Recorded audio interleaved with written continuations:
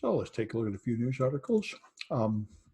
This is an article about QAnon, which I imagine you people know about it. It's a online conspiracy theory coming from 4chan, I think, ultimately. And the thing that's interesting about QAnon is that they cryptographically sign these posts that are supposed to come from an American spy, and nobody really knows who puts them out. And this thing here is a pastebin where a guy figured out what kind of cryptography they're using to make those signatures. And it's apparently a very old cryptographic system, DES, the one that's been cracked since the late 90s. And it has therefore, you can easily crack it with modern tools. So this guy used Hashcat and he cracked it. And the thing he found is when messages are signed this way, it only signs the first 8 characters instead of the whole message. So it doesn't really tell you what's going on, like now comes something and so on. It could be now comes anything, and the same signature would apply. And so now that it has leaked out and he's deduced the key and such, anybody can forge these. So this is interesting. And in case anybody had any doubt, it rather strongly suggests that these messages are fake. They're not really from anybody in the national security establishment or anybody with any modern education about espionage or cryptography. Anyway, so Teslas, I knew this was true of John Deere tractors, but I didn't know it was true of Teslas. If you buy Tesla, Tesla sells you hardware that can achieve a certain high acceleration rate, but they lower it in software, and then they charge you money for a software upgrade to unleash the full power of your car. So that, of course, means you could hack your car. You can install a hacking tool to unlock the hidden features. This reminds me of Windows XP. I used to know students back when Windows XP was a big thing that would get XP Home Edition, and instead of paying for Pro, they would get a hacking tool that turned your home into Pro by removing the features, because we're all in there. They were just blocked in software. So there's a $2,000 acceleration boost you can attach to your Tesla that will turn it into a faster Tesla. And so Tesla got mad about that. So now they put a software patch that will detect that you have put in this unauthorized modification and block it. So they've been warning Tesla owners who have added this unauthorized thing to their car not to update. And this all reminds me very much of people that jailbreak iPhones and similar systems. So this is the kind of thing that is pretty surprising to a lot of us who are not too fond of Trump, but 91% of Republicans think Trump is wonderful. 3 in 4 of them think the US is better than it was 4 years ago. And this kind of stuff made me very frustrated because I'm a Democrat, like most people teaching at this level. And it was very confusing to me how anybody could feel like the country is better under Trump. But I listened to Ezra Klein's show from Isabel Wilkerson, and this is extremely illuminating. And it makes me feel like I understand this better than I ever have, because she went to India, looked at the Indian caste system, and then she looked at America. And America was founded on slavery.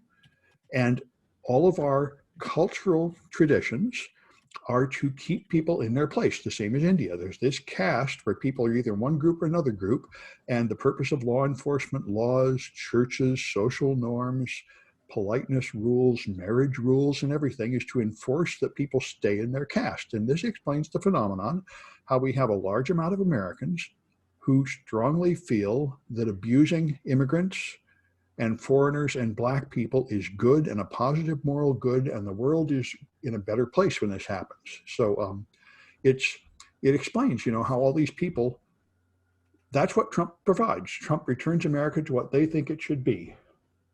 For CNIT 197, no, they will not, Ron. There will not be a face-to-face job fair. There is supposed to be an online job fair. And let me bring this up. This is an important question, and I'll be sending an email about it out probably tomorrow. There will be job fairs. There's supposed to be one coming on Thursday, but I never got any more information about it, so I don't know if this one's really happening at all, but the one on September is happening. So anybody looking for a job or an internship should go to this one, as far as I know. And I will send an email to everyone in 197 and 198 about that next week, but that's an important question. Anyway, I highly recommend that you listen to this. It made me feel a lot better. What's going on is we are still in the civil rights battle. The same thing happened in the 1960s, same thing that happened in the Civil War, in the abolitionist movement. There's a whole culture in America that believes everybody should just stay in their place and the master race should dominate the other races. And they don't feel like they're evil people. They feel like they're holding up a system that God wants, and it's an emotional thing. And so it explains how they love Trump. And they realize that Trump is a crook and a liar and a swindler and immoral and irreligious, and they don't love that about him, but they love the main thing about him, which is that he is enforcing the 1950s social conventions, which they emotionally feel is the way the nation should be. And I think the same thing's true of Brexit in Britain. There's a bunch of people that just want to have one race dominate the country and all the other races be subjugated to it. And they can't exactly explain why this is good. They just feel emotionally that it should be that way. And of course, it's that way in India. A lot of people want the millennia old system of castes to be there. And you can't argue with them exactly with logic because they haven't thought it through, but it helps understand what's going on here. It's the slow process of people growing out of this. Yeah. Yes, I see a private message, someone saying people of color have known this all along. And yes, I think they have. And I'm certainly not claiming to be a genius. I'm just beginning to understand it. Anyway, yes, of course. This is why we have Black rights, a Black history training program and everything. It's I thought there were other issues, but I really think there aren't. I think this is the only issue that Trump voters and the Democratic and the Republican Party like is that's why they feel more moral in a racist world. Anyway, the colleges, many of them are rushing to open because this is one of the many things that I think even Republicans will agree is wrong, is Trump cannot understand that you have to fix the virus before you can fix the economy. He thinks you can just force people to go back to work and die, and that will be fine. He doesn't understand that you should actually deal with the virus first. So they're opening all the colleges since the government's not doing anything. And so Michigan made all the students install an app that tracks everything they do. And in addition to, of course, not working, because these apps based on Bluetooth signals, so they don't actually tell you much about whether people have actually been exposed, it's insecure. Not only does it store all the data on a public server that shares it, it also just has a QR code and it just has sequential numbers for every student. So you can just change the number and see what the private information from other students there. So this is a quite common way lousy apps are built. And it is more of the amazing situation in America, which the whole world is horrified by, that instead of having a government that made some kind of plan to cope with coronavirus and did it, the government just said, we're not going to do anything. And so now every state, every town, every college, every company is just making their own stupid response. And you, of course, can't solve a problem like this with that kind of piecemeal response, but that's what we're doing. So this is the thing that Trump just announced as his giant breakthrough, which he thinks will help him make re-election, is convalescent plasma. This is the study that shows how effective it is. So it's interesting to see. And it does say that there should be more testing, which apparently there won't be now, but it explains what effect it has, and it's pretty easy to read. So the summary: what if a student doesn't have or refuses to use a smartphone? Apparently, they will throw you out. The article may go into more detail, but this is the problem with all these smartphone-based coronavirus apps. There's a bunch of them in use all over the place, and they ask that question: what if you don't have a smartphone? You're going to have to give everybody a smartphone, or make sure everybody has the right smartphone, because a lot of them are Android only and not iOS, and so on. And even if they have them, then most of them can't really tell if you've really been exposed to other people very well. That's why I think the technological apps to try to improve this have not really helped. And the countries that actually do track and trace, which the United States does not, just might as well use the old-fashioned technique where you just test people in hospitals and then you ask them who have you been around, and then you call those people on the phone and interview them and so on. That's probably all you could really do. Anyway, this page is wonderful, Purple Air, because I've been worried about smoke, of course. The smoke has been getting really bad. And oops, looks like my attempt to zoom in did not work. But anyway, let's see if I can get this thing to load again. This shows you the air quality. And the Bay Area yesterday and today have had the worst air quality in the whole world, which is pretty remarkable. And if I can ever zoom in enough, I might be able to, there we are, we're getting there, I think. Nevada, California, I think we're around here. That looks like the San Francisco Bay. Yeah, and it looks about right. Right now it's yellow, relatively breathable. Yesterday, this area down here where the fires were was up above like 700. So we're in pretty good shape right now. That's San Francisco and Daly City. So we're here in the yellow, which is fairly good. Anyway, that I think is the most important part of the weather report for me, is whether the smoke is so bad that you shouldn't be going outside or not. Anyway, so we're here. This is CNIT 152. In fact, I can probably go here. There we are. And we're at the second class. So people should be hopefully turning in the first discussion, quizzes, and the projects. In Canvas, you click on the project and there's a place to submit a screenshot and a flag that you find on this. And if you haven't done your homework yet, or you're just joining the class, there won't be any late penalty until after the last add date in September. So you still have plenty of time to get going. But if you want to be on top of things, you should already be reading the book and taking the quizzes and so on. So let's take a look at the chapter 2 slides, which are here. All right, I'll start with a full screen for a while. So a computer security incident is determined by these factors. There's intent to cause harm and performed by a person. And just let me fix that. All right. Anyway, in fact, just a moment, I should be able to make it so people are muted when they enter. There it is, more. Yeah, for some reason, that's not the default. All right, anyway. So, and of course, involving a computer. So data theft, personal or company data that shouldn't be made public, theft of money, extortion like ransomware, unauthorized people using or abusing computing resources, malware, people who have illegal or unauthorized materials. So when you instant response is what goes into effect when one of these security incidents occurs. So you find the attack vector, determine the tools, and you have to find out what systems are affected. So for that, you need indicators of compromise, which we'll be primarily discussing here.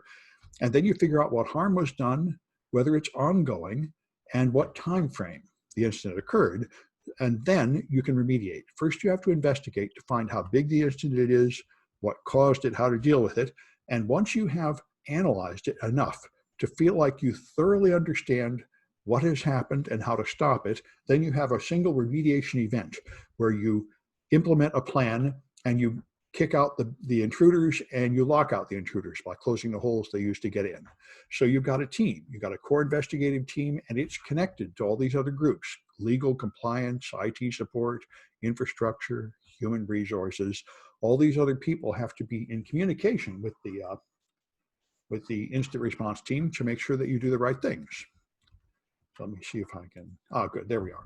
So the manager leads the team, and this person has to be high up in the company so that they can have enough authority to allocate resources, because you're going to have to shut things down and so on. All right. Your remediation team leader is going to be the people that perform corrective action. So they're going to be figuring out how sensitive the stolen data was and planning what changes will improve the organization's security posture. I see a couple flags here. Going back to the definition of incident, if an Azure VM is accidentally deployed at a company with RDP open to the internet and no password required, does that not cause a computer security incident? And I would say it does not. That is a vulnerability. If you have a machine connected to the internet with, say, a weak or no password, that's a weakness, but it's not a security incident unless somebody actually uses it and hurts you. Other than that, it's just a vulnerability. So I'd say if you detect this in time and correct it before somebody comes in, then I don't think it's a security incident. It's a good question, though. And of course, it might be considered a security incident depending on your security posture. For example, you might have stuff where you are required to meet a compliance standard that doesn't allow that. But I think that's why you have network monitoring and logs. You should be able to say, did somebody actually come in? And if someone's asking what the flag is while I'm answering questions, let me show you that. If you go to a project like this one, then at ED200, for example, then at the end, it will show you the flag. This thing covered with green is the flag, and it tells you here, that's the flag. So it's the text covered by a green box in a section that tells you it's the flag. You'll find a different one each time. All right. Anyway,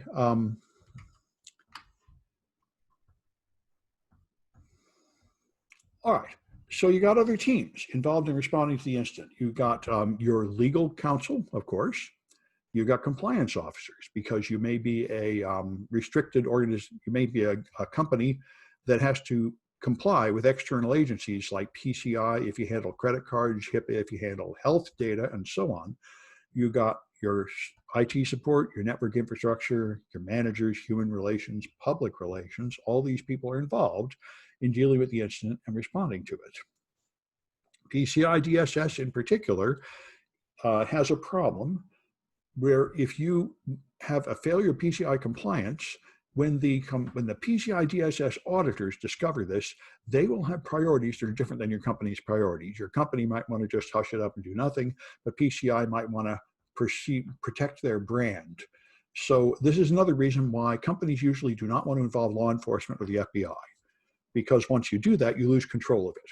Whereas if you handle it entirely internally, then you can make decisions like just fire somebody, update some systems or something.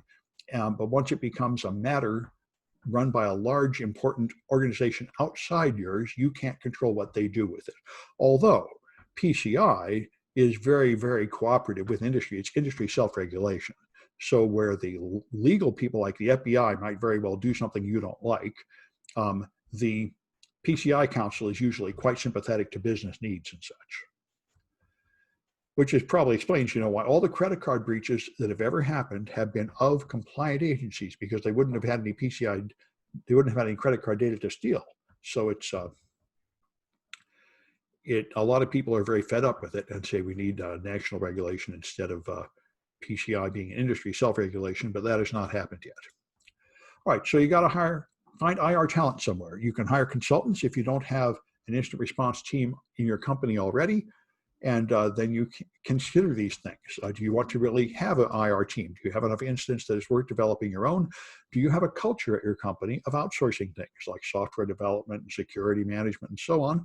Maybe you have an idea not to outsource things, or maybe you like outsourcing things. And so you've got various considerations. So if you're going to hire candidates, what you would really like, everybody in this business always wants experience, but it's hard to get the experience, so you often can't get that. So if you can't find people that have real experience in IR, then you might get people who have taken courses or got degrees in the field or something. These are things that might help. So what the best thing would be experience running investigations or computer forensics or something related. So the characteristics you want are people that are very analytical and good communicators, paying attention to detail. This is very much like what you get in detectives. They have to solve a complicated problem. They have to dig into something and get to the bottom of it. Industry certifications would be nice. There are plenty of certifications like CCIE and CISSP that indicate some general awareness of security. I don't think there are any general certifications that are accepted much in the incident response field yet. It's too new. There are forensic certs like in-case certified examiner and FTKH, but those are really not very closely related to incident response. So let's take a look at some Cahoots, which let's see, thought I had it open. Yeah, all right, this is 152, 2A. There we are, good.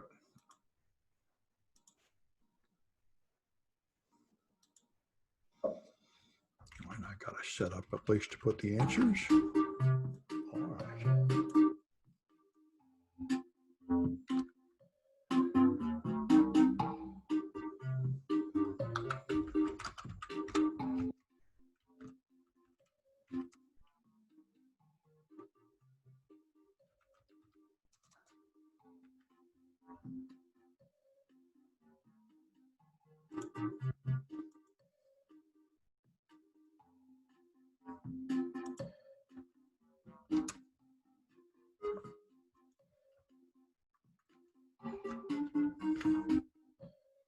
Oh, good.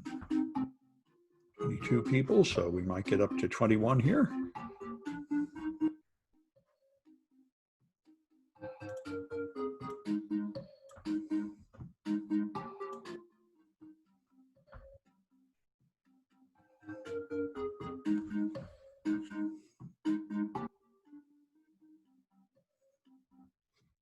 All right, I'll give it another few seconds. Okay, better wait a little.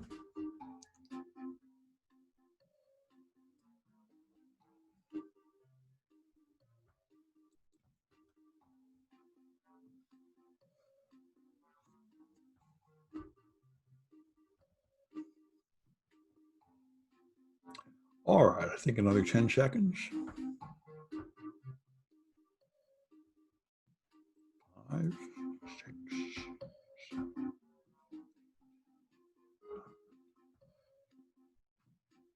Okay.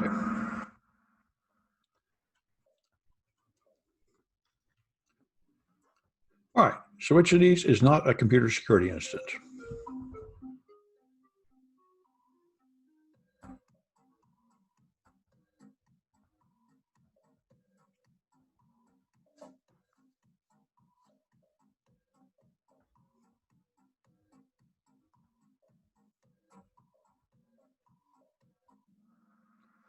Move this out of here. All right, and that's the point. Here's just like the question that came up before class. Here's somebody attempted to do something, but you prevented it. So you prevented an incident. All right, all these other things involved something really happening. Yeah, I suppose you could argue that exposed on a public FTP server, if you can somehow prove nobody saw it, is better, but here you're sure that it didn't get out. Anyway, that's the idea here. All right, which of these is not commonly a goal of incident response?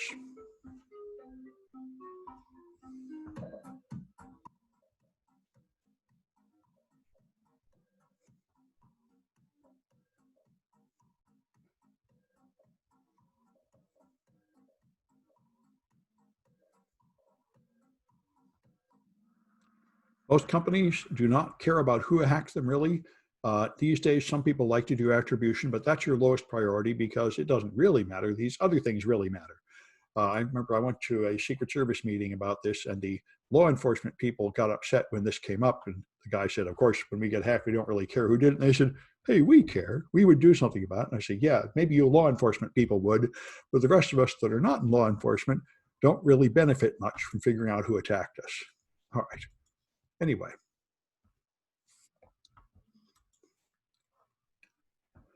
So what's the most important ability of the incident manager?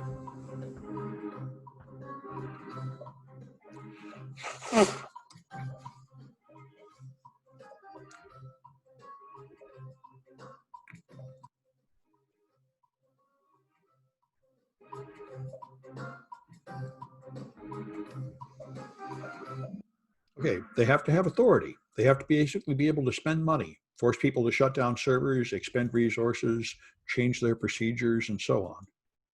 All right. All right. And which stakeholder might have other goals more important to them than your company's recovery?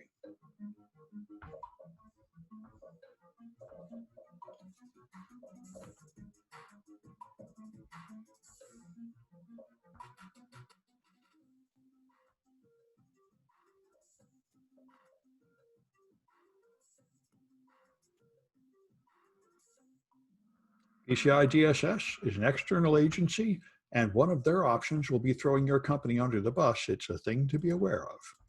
Anyway, all right, so I got Chris,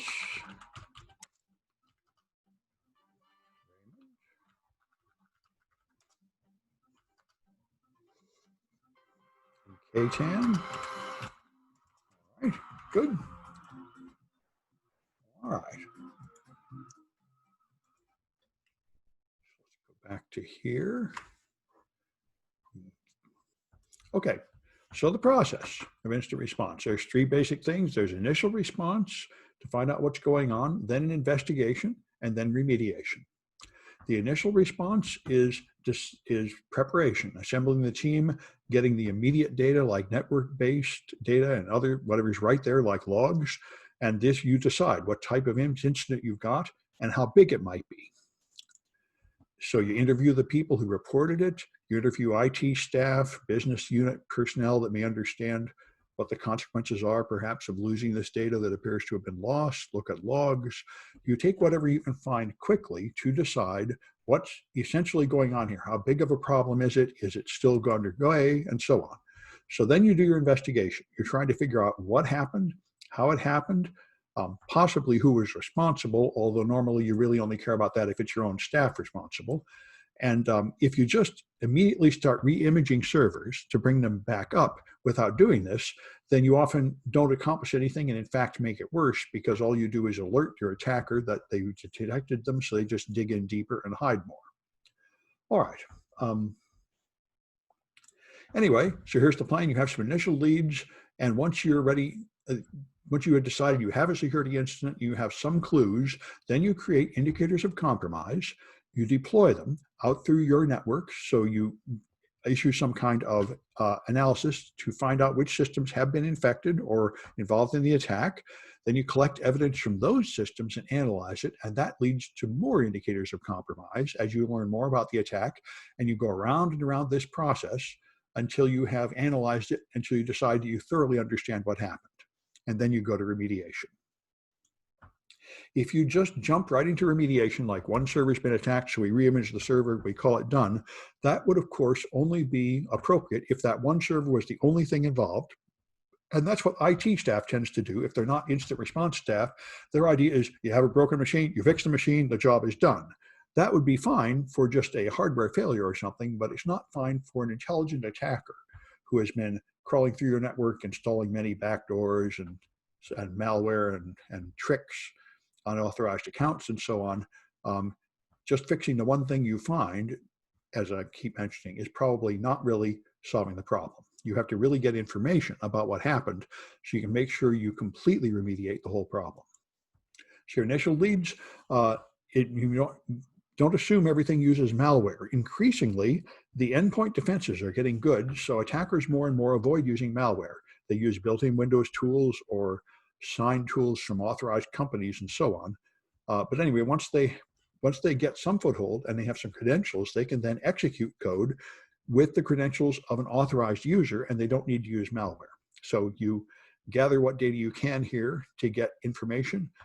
IP addresses, dates, and times are very important because you'll want to search other logs and such, and you'll want to know what times to look there.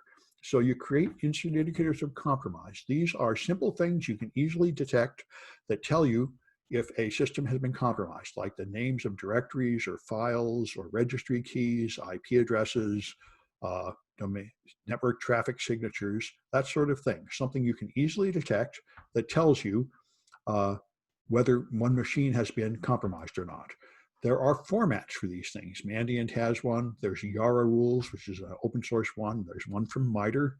So here's an example indicator of compromise, and it's just a XML file. It's just a way to show it. So I'm gonna, as I can't make it bigger right now, but anyway, it's just an XML file. It has a file name, a directory name, and so on. There's just standard items there for things like a hash. So you find, once you have found some indicators of compromise, and you know I want to look at this registry key and this file name on all my machines, then you push out some kind of analysis tool that will find the compromise. You can just write your own scripts in Visual Basic or using WMI, or use some kind of incident response platform like GR, Google Rapid Response, Google's GR Rapid Response tool, something like that. For network signatures, SNORT is the standard. It was the original intrusion detection system, and so they all use SNORT rules from then on. The IOC formats we just look at, there are 3 formats, but none of them is a clear leader in an industry standard yet. So once you have deployed IOCs, you run some kind of script on the machines, it then measures to see if they have these indicators of compromise, and now you have hits, which are machines that appear to have these signatures on them. So when you do that, now you have to go back and look at those machines to see if in fact they really are part of the incident, or perhaps if your hit is a false positive. You might be looking for a file name, but it turns out that there is some innocent reason why that file name might appear on a machine. So now you have to validate to make sure that the matching item is relevant. Then you assign it to categories like backdoor installed, SQL injection, credential harvesting, and then you assign priorities to your machines. The highest priority, of course, is something that might indicate a new method of attack, like a different backdoor in this machine. And so now you want to preserve evidence. When you're trying to capture evidence in a forensic investigation, the general rules are you want to change the system as little as possible so you don't destroy evidence. You want to do it quickly so you don't waste a lot of time, and document things. So you could take a running system, run a script on it, which is called a live response. This is by far the most common thing you do because it's easy and fast and doesn't involve a lot of data. You could also take the entire RAM or the entire hard disk, or take the system down entirely, which is what you typically do in a police evidence collection image to get evidence to take to court later. But this is a very big, expensive process with a lot of data, and it's probably not best for most incident responses. So a live response is the most common method. You just run some kind of script that just gets, a small number of facts off of them, just your indicators of compromise, a list of the current files and processes and registry keys, stuff like that that is not ridiculously big, and that's it. You collect what you can and store these things like a big log file. Memory collection is copying the entire contents of RAM. You have all the data from every running process then, so you might be able to find memory resident malware, and so on, but it's really creates this thing that's 4 or 8 gigs big that you don't have to dig through, which is a drag. And of course, the old-fashioned technique of the disk image is the size of the whole disk, 1 or 2 terabytes of stuff. You could spend weeks and months wading through that stuff. So again, these expensive techniques of a complete RAM image and a complete disk image are only done on carefully chosen cases where you have some reason to believe you're going to need that, like you're going to go to court later, or you believe that this machine has been used for a long time and there's a lot of evidence on it, so on. All right, so you analyze your data, you look at the malware, you look at the live response, and if you're going to do these more detailed examinations of memory or disk images, then you don't just try to analyze a whole huge disk image, you have some questions to answer sort of quickly, like when did they get in, what damage did they do? You have to be sort of focused. And the same thing's true of malware analysis. If we were doing it in the other class, malware analysis, you don't just try to learn everything about a piece of malware. You have some questions that guide you so you don't spin your wheels and waste a lot of time. You just get quick answers to the important questions and then leave a lot of it unexamined. And remediation. Once you're done finding new events, then you figure you got a steady state. This is the common concept in physics I used to know. You do this stuff. If you have a problem you can't really solve, you make an approximation, then you improve the method, the approximation, and there's a point when you can no longer improve it. You're not really sure it's the right answer, but you know there's no point spending more time on it. You've got as good as you can get. Then you figure you're done, and you plan to kick them out. That's what you do here. So you reach a steady state, which means you go around the loop and you did not find any more indicators of compromise. Well, then there's no point going around a loop again because you've already done that. You might as well say you're done and now plan how to kick them out. Block all the black doors you found at this point. That's the plan. All right, so we got 2B in 152, which is here. Okay.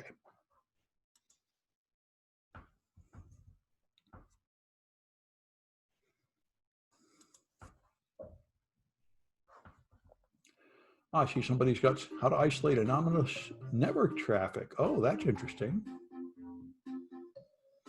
That's a good tip. I'll have to add that. All right.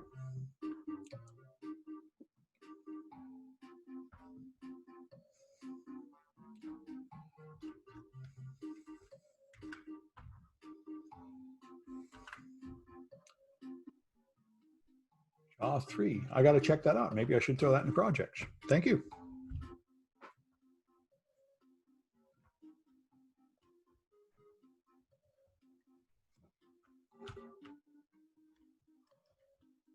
Salesforce, huh? All right. Saving that link for later. Good.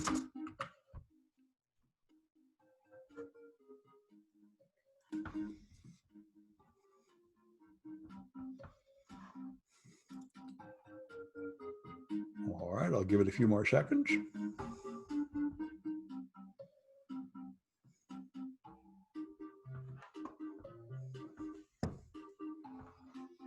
All right.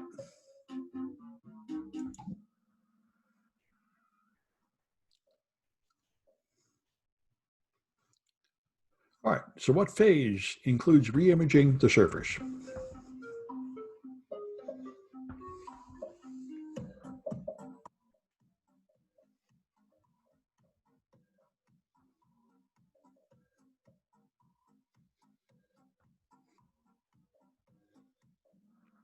That's, of course, remediation, because that destroys evidence and alerts the attacker. That's the end after your investigation is over.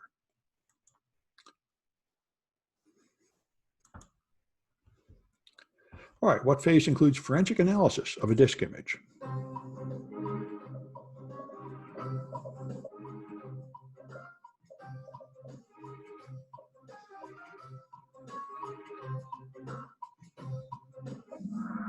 And that's investigation.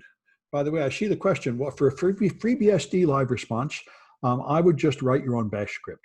I think that's what I've done with Mac responses too. I found it to be more practical than using some tool. Of course, I often find it for Windows too, but I would just say write your own script and push it out is usually what people do. But there may be maybe there's some tools, but I haven't seen any tools for FreeBSD yet.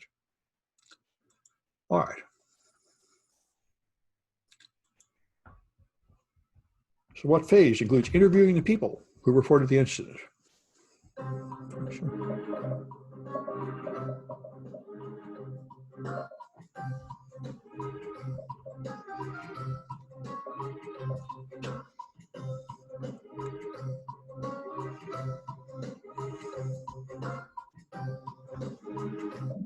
All right, that's initial response, of course. All right, and what phase deploys IOCs?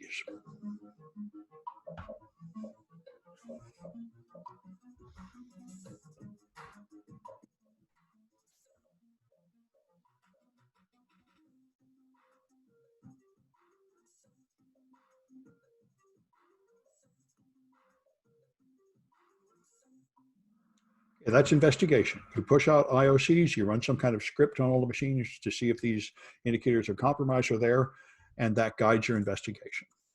All right. All right, that's Chris again. And Mateo.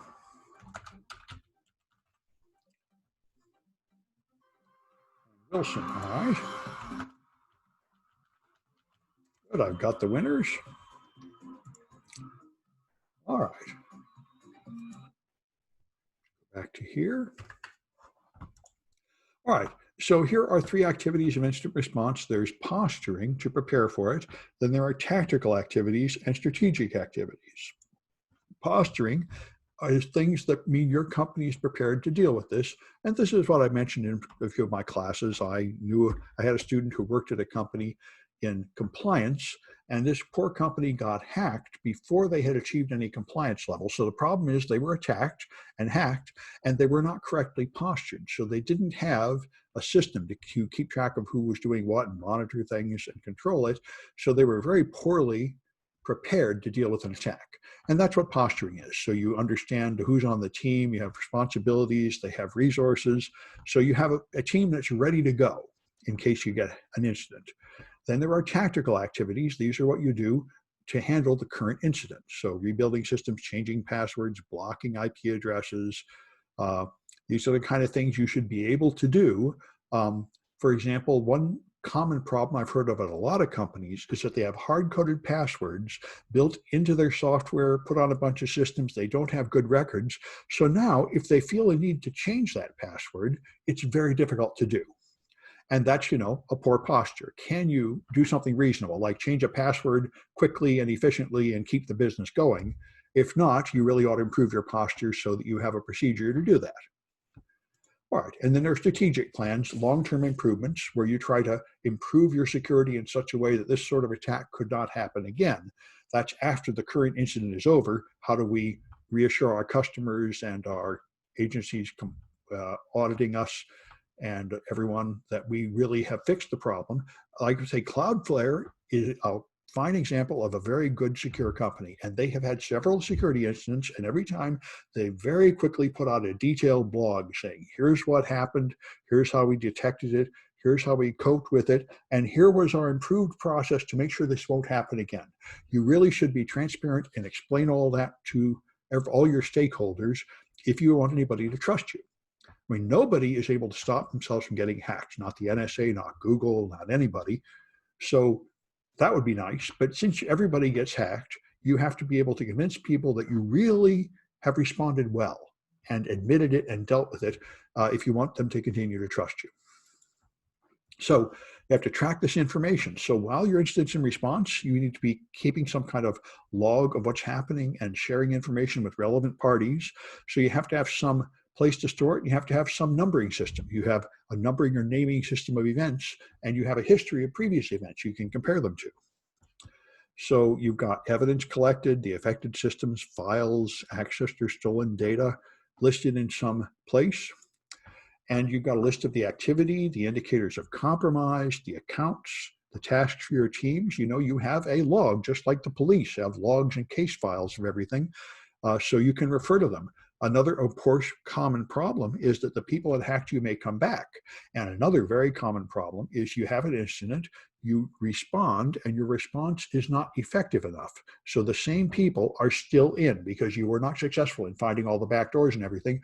So an incident that you think is over flares up again, and you have to respond again. And of course, the information from the previous investigation will be very important in the new one. And then you have reporting. Now, you don't report to external agencies until you're done. This is one of the fundamental issues of sort of confidentiality and public relations. You don't have leaks just leaking out half-baked ideas halfway through your investigation. You have some kind of official report at the end. Okay, here's what happened. We figured it out. Now we will tell you. So you have some kind of formal reports. And this is a deliverable. And if you are a consultant that's hired from the outside that comes in, then of course, this is your primary deliverable. As you figure it out, then you have a complete report to everybody. Here's what happened. Here's how we dealt with it. So I see a question here. At the end of the string of breaches, will people get breach fatigued? Yes, absolutely. I think most ordinary customers in America just don't do anything. That's why people have noticed over the last couple of years that when you get hacked, your stock price doesn't even fall. Your number of customers doesn't even fall. Everybody says, okay, everybody's getting hacked all the time. What am I supposed to do? It's a real problem. Just like in California, we had an initiative that passed a rule that they have to warn you if there's anything carcinogenic around. And now there's just these signs everywhere saying the paint on the wall, the carpet cleaner might be carcinogenic. So they put the sign everywhere. So that means you don't know what to do. It is a problem. But it does seem to be the way people move forward that you start out by companies hiding everything from people, then you force them to tell everybody, then people get tired of seeing it, but it is hopefully a step of moving forward. And I see someone saying the Hive is a good open source case management tracking system. That's good. Let me take a look at that. Here's the Hive. Oh, security incident response for the masses. That's interesting. I didn't know this one. So I'm going to add that to my list of things to check out. Maybe I can make a project out of that. Also, there was that, and there was Jaw 3 that someone posted in the chat, which sounds good. Let me bring that one up while we're here before I get to the last cahoots. There. So this is a Salesforce product, Jaw 3. These are things that might be interesting. And if any of you want to demonstrate these things for extra credit, that would be good. I'll take a look at them and see if I can work them into projects. Jaw 3 to profile TLS clients to find fingerprints. And it interacts with Splunk and Suricata and such. Wow, sounds pretty good. A fingerprint that will detect Tor and TrickBot and EmoChat. Oh, this is very interesting. Okay, yeah, those are good finds in the chat.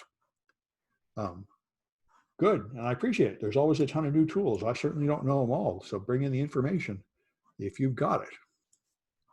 All right, let's look at the last cahoots here, which is 152, chapter 2C, this one. Oh, I think I did hit all the slides, right? Yeah, good, okay, good.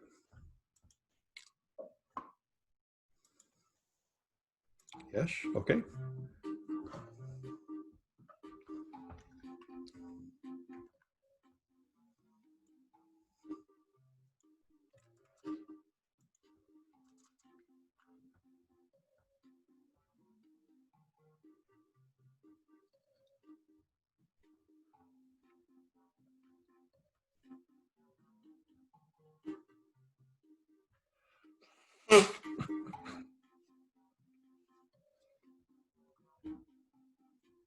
All right, we had 19. Now we got 19 again. I'll give it a few more seconds.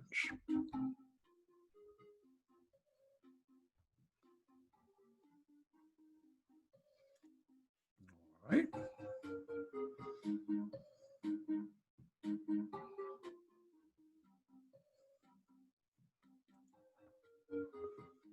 All right.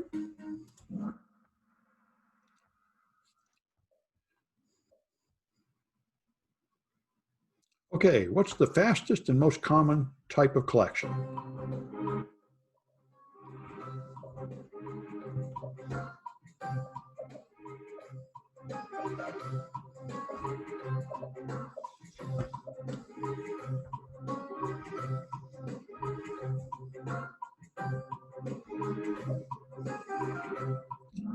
Live response, of course. You run some kind of script, you get a reasonable amount of data fast.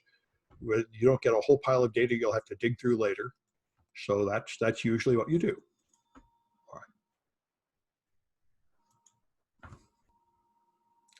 Which remediation phase would include changing passwords?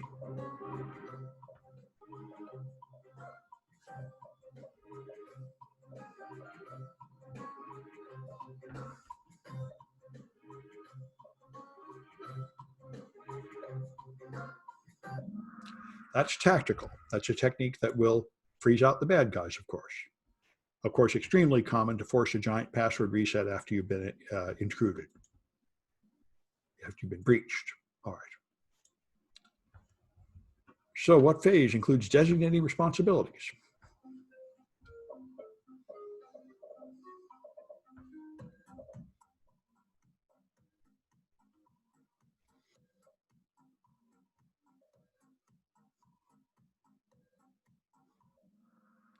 That's posturing. Being prepared, you know who's in charge, you know what everybody's job is.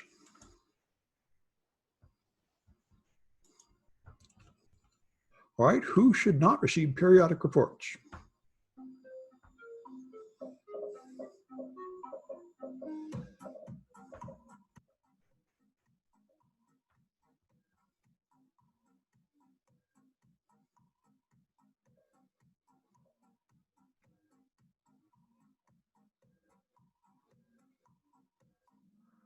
Of course, outside agencies like the news media should not get anything except a carefully prepared final answer. All right. Dylan. And Jarring Chu, that looks like it's probably a real name. And Wilson again, good. All right, so I got the winners. I'm saving that. All right. So I think, how would an IR team handle an IOC that is significant but unrelated to the investigation? Oh, yes. Well, that's an issue. If you come across something during your investigation that seems important but not part of the immediate act, then you would probably set that aside, pass it on to another team, consider it as another incident or something. You know? And that's very common. You come across other things that are important, and they may lead to a different investigation later, or perhaps some kind of discipline response, or but you pass it on to somebody. And you also record it, of course, because it might turn out to be related to the current incident anyway. But this is, of course, the case. Whenever you're digging through evidence, you're going to find other things that may or may not be part of the incident. And that's, of course, a very common problem. Anyways, you folks should be doing your projects. After you got your Linux server up, you should be continuing. Here you deploy Splunk and Suricata and Metasploit and so on. So I don't think I need to demonstrate any of these right now. I think a lot of people I saw have already got their Splunk machine up, their Google Cloud Linux machine up. And then once you put on Splunk and Suricata, you make another server, an Ubuntu server, and you end up running Splunk on it. And then you can see login attempts, for example. So you enable password authentication, then you make a few login attempts with the wrong password. And now when you look in Splunk, you will be able to find these events here from the insist log, because you monitor the log from Splunk. So you're just seeing the Splunk view into the system logs. All right. And am I already seeing IR in the government sector? Well, in the military, yes, absolutely. And in military contractors, in a lot of the government is, of course, very far behind. Schools are very far behind. So the second instance of Canvas, oh, I didn't do that yet. I will have to do that this week. Sorry about that. People want to get in from the outside publicly, just save your screenshots, and I'll have that up later this week. I have not put up the second instance of Canvas yet. That should be coming soon. It's a good point. Any other questions? Oh, let me stop this recording and post it.